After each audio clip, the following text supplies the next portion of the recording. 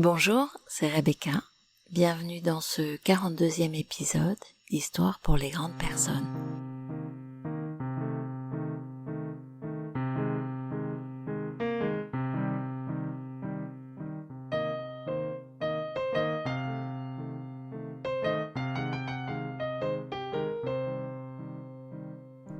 Fin de l'été, restons sur « Il y aura toujours une autre occasion, un autre ami, un autre amour, une force nouvelle.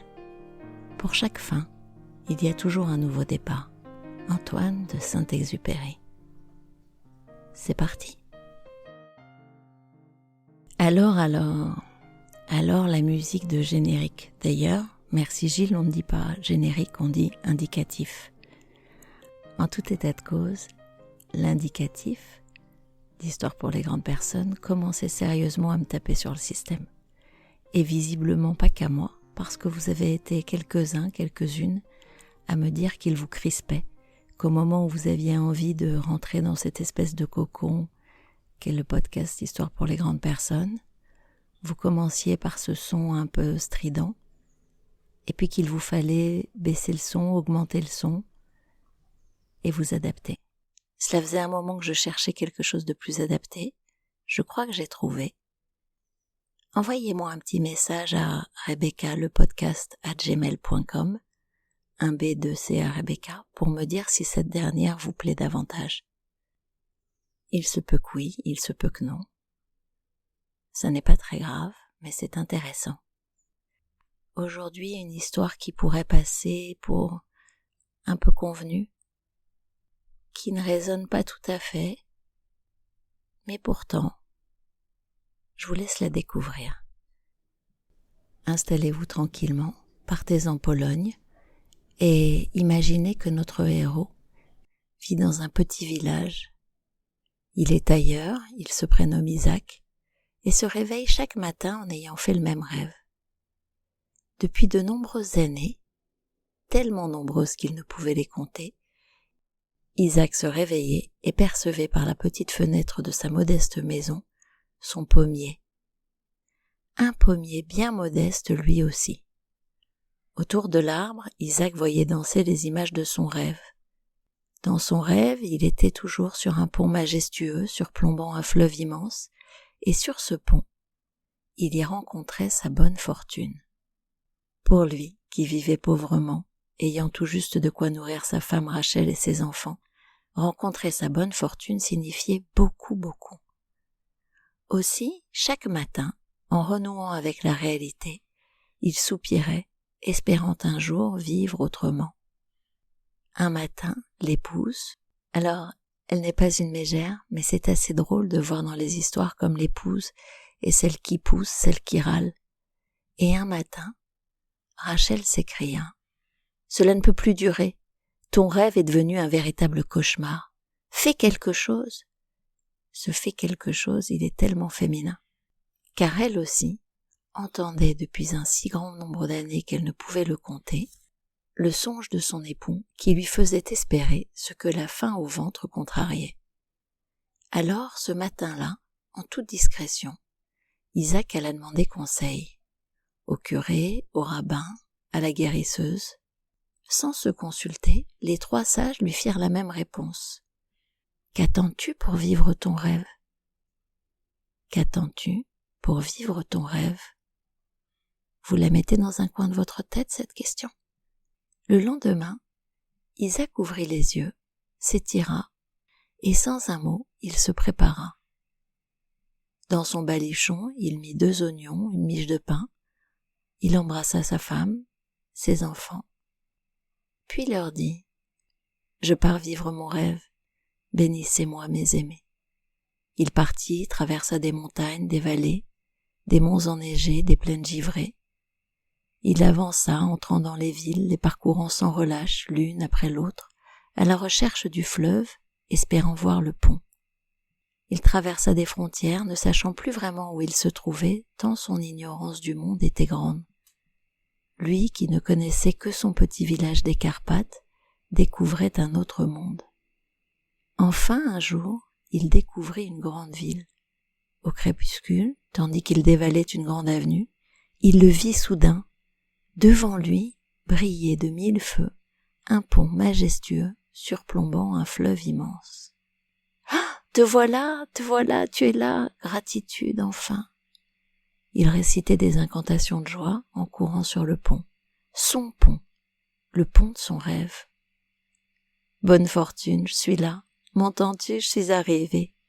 Viens, viens maintenant. » Isaac se plaça à l'endroit qu'il voyait depuis si longtemps dans son rêve. « Bonne fortune, je suis là. Je suis arrivé, viens. Viens, murmurait-il dans l'obscurité de la nuit. Et puis, harassé par le poids de sa fatigue comme par celui de son espérance, il laissa la nuit l'envelopper et s'endormit contre la balustrade du pont de son rêve. Au petit matin, des coups de pied dans les côtes le tirèrent du sommeil. « Contrôle d'identité, vos papiers !» crièrent les policiers de Bratislava. Oui, il avait atterri dans l'actuelle Slovaquie. Faute de documents, on le conduisit devant le juge. Il s'expliqua. « Juge, je ne suis pas un voleur, je ne suis pas mal intentionné. Je suis venu pour le pont de mon rêve. »« Un pont, un rêve ? De quoi parles-tu » clama le juge. « Vois-tu, juge, depuis un si grand nombre d'années que je ne peux les compter, je fais toutes les nuits le même songe. Dans ce songe, je vois un pont majestueux surplombant un fleuve immense, et sur ce pont, exactement là où les policiers m'ont trouvé, j'y rencontre ma bonne fortune. » Il se met à sangloter. « Quelle histoire! Je n'ai encore jamais entendu cela. Je te crois. Tu n'es ni un vagabond, ni un malotru. Tu es tout simplement fou. Allons, est-ce qu'on quitte sa maison, sa famille, son village, son pays pour un rêve ?» L'homme de loi rajoute. « Crois-tu être le seul à rêver ? Enfin, tout le monde a des rêves. Imagine-toi que moi-même, ici, tous les jours, depuis un si grand nombre d'années que je ne peux les compter, je fais le même songe. Figure-toi qu'après le déjeuner, j'ai toujours un quart d'heure de somnolence. Alors je cache mes yeux avec ma main, je baisse la tête, et comme tout le monde croit que je suis très intelligent et que je réfléchis beaucoup, on ne me soupçonne pas de piquer un petit somme. Figure-toi que je vois depuis un si grand nombre d'années que je ne peux les compter, une modeste maison avec une toute petite fenêtre devant laquelle se trouve un pommier. Entre les racines du pommier, il y a un magnifique trésor. Pour autant, vais-je quitter mon fauteuil, mon tribunal, ma maison, ma ville, mon pays pour vivre mon rêve ? Voyons, je ne suis pas fou. » Et puis d'un grand geste, le juge désigne la porte du tribunal à Isaac. « Allez, rentre chez toi et que l'on ne te voie plus traîner sur les ponts. »«